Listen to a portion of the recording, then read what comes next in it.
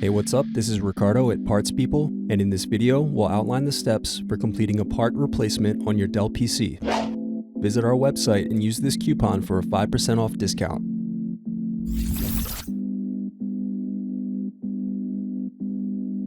First, slide over tabs and remove battery.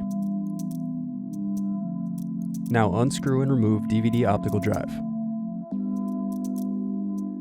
Then unscrew and remove access door. Next, unscrew and slide out hard drive. Now disconnect antenna cables. Then unscrew and remove wireless card. Now remove bottom base screws.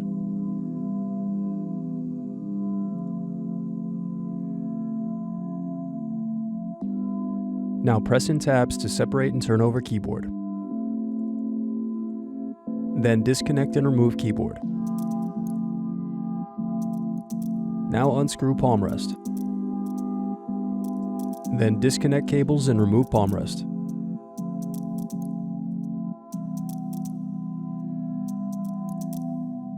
Now disconnect motherboard cables.